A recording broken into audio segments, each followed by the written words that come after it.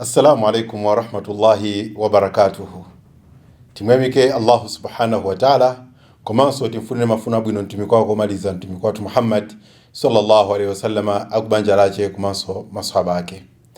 Ndikhulupirira kuti lero kukhala kuonana koyamba makamakanso ku gawo limeneli la zochitika ku Islamic Information Bureau kapena kuti update yochokera ku Islamic Information Bureau.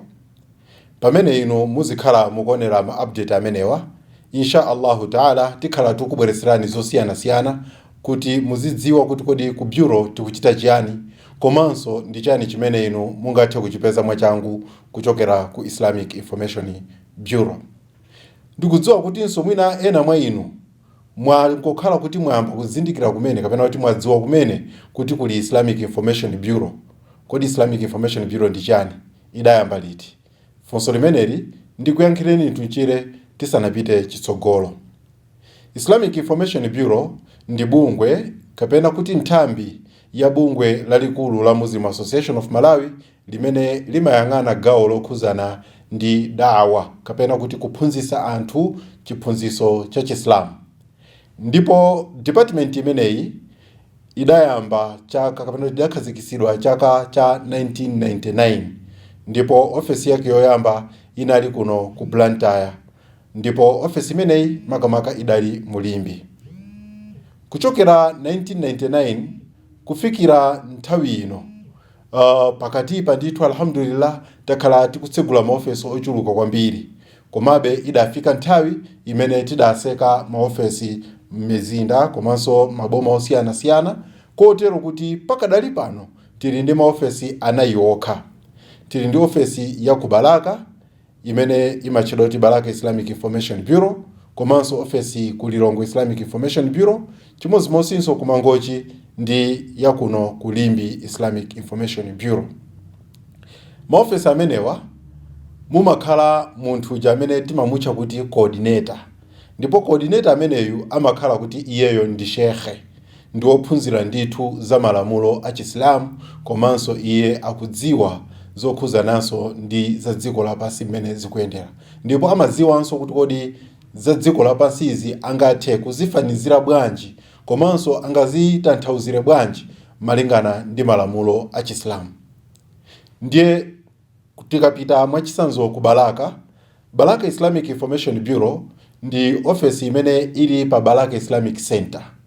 Tinene kuti makamaka kungopanga opposite Balaka Police, tikayang'ana msewu umene walowa pakati kumanja uku kuti banki chakumanzereko kuli Islamic Center. Pamenepo ndi pamene mungapeze Balaka Islamic Information Bureau. Ndipo kumeneku mukakumana ndi Sheikh Yahya Mandale amenenso ali munthu nkhalakale makamaka ku Islamic Information Bureau. Tikapita ku Lilongwe, tikamachokera ku mzikiti waukulu wa pa maroboti, ndipo tikupita kuti sopano tikawoloke mtsinje wa Lilongwe. Chakumanja kwathuku chinyumba chotchedwa kuti Riverside Building. Chimenechi pansipa muona kuti pali Standard Bank. Ndipo mwamba mwakemo ndi mmene muli Islamic Information Bureau. Ndipo kumeneko mukakumananso ndi Sheikh athu Sheikh Norman Kalimbuka, Sheikh wachinyamata ndithu, Sheikh amenenso angoti joina kumene makamaka mu field imeneyi ya dawa. Ndipo tikapita ku Lilongwe, makamaka ku Mangochi. Ku Mangochi kumeneku ofesi yathu taitsegula tikatenga sewu opita ku Mangochi tisanafike pa roundabout chakumanzere kwathuku kumene angomanga chinyumba kumene cha nyuwani chomwe chili chokwerana amatinso upstairs. Chimenecho mukachiyang'ana kumanzere kwanu rumu yachiwiri yakeyo ndi imene ili Islamic Information Bureau ya ku Mangochi. Ndipo mmenemu muli Sheikh athu Sheikh Ramadan Isa Milaz amene wanso ndi mmodziso mwa graduate ma Sheikh athu amene akutitumikira ku gawo limeneli. Ndipo tikakamba za ku ofesi ya ku Limbi Islamic Information Bureau, ndipo mpaja sitidasamuke yayi. Pamene tikamachoka ku Blantyre timafika tikulowa sono Mulimbi pali stage imene amayitcha kuti hardware stage, amangoti pa hardware. Pamenepa muona kuti pali chinyumba chachiwiri chomwe chili pakatikati, ndipo chinyumba chimenechi kumayambiro kwakeko ndiko kuli Rainbow Paints, ndipo kumapetoko ndi kumene kuli office imene ya Islamic Information Bureau. Ku office kumeneku mukandipeza ina amene ndikulankhulani nthawi ngati ino. Tsopano kumbali ya office ya Islamic Information Bureau tilinso ndi nthambi zathu mkati mwakemo, yani ma-departments amenewa amayang'ananso madera osiyana-siyana kapena zigawo zosiyana-siyana zoti tiathandiza anthu moyenerera. Tili ndi department ya Civic Education, ndipo ku department ya Civic Education kuli gawo loyambirira la library service. Kutanthauza kuti ku Islamic Information Bureau timasunga ndithu mabuku amene anthu amatha kubwera ndi kuzawerenga. Kusiyana kwa library yathu ndi ma library ena ndiko kuti sitimabwereketsa mabuku ayi, koma mwayi ukapezeka munthu timatha kungompasa bukhulo mwaulere, ndipo kumeneku tili ndi mabuku osiyana-siyana. Ena mwa iwo insha Allah tikhala tikumakuuzani ndi kuonesani pa programu yomwe ino imene tikuitcha kuti IIB updates. Komanso ku department yomwe ya Civic Education munthu ali ndi ufulu kukhala ndi mwayi ofunsa china chilichonse chokhuzana ndi Chisilamu. Mukudziwa bwino kunena kuti ambiri mwa amene sali achisilamu amatha kukhala ndi mafunso osiyana-siyana okhuzana ndi dini imeneyi, koma kusowa njira yoti mwina mwake akafunse. Amaganiza kuti mwina akapita ku mzikiti process yochuluka, akasukusule, avule sapato, alowe akakumane ndi shekhe.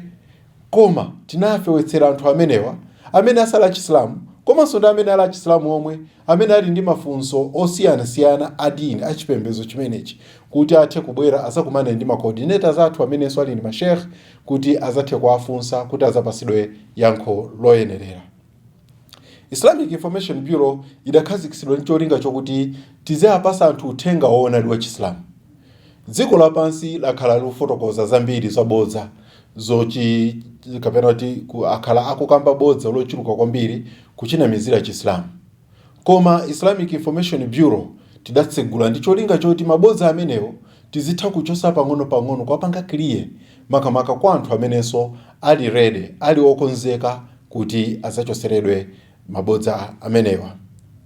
Ndipo tili ndi gawo la Youth Desk Department.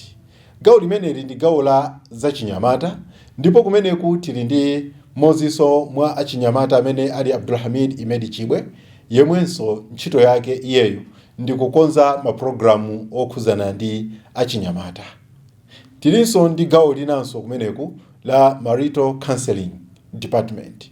Ku Marital Counseling Department tikufuna tikudziwiseni kunena kuti ku Islamic Information Bureau muzinthu zina zimene timapanga timakwatitsa maukwati kuzera mu ndondomeko ya Chisilamu.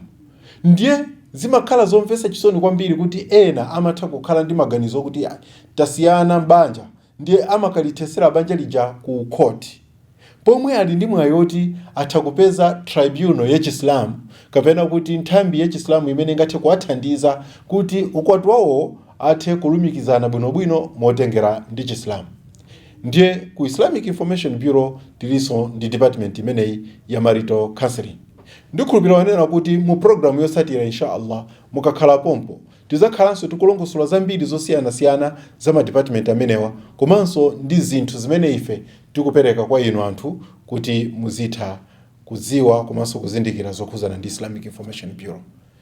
Kufikiranso pa programu ine yosatira, zakhale nane. Assalamu alaikum wa rahmatullahi wa barakatuh.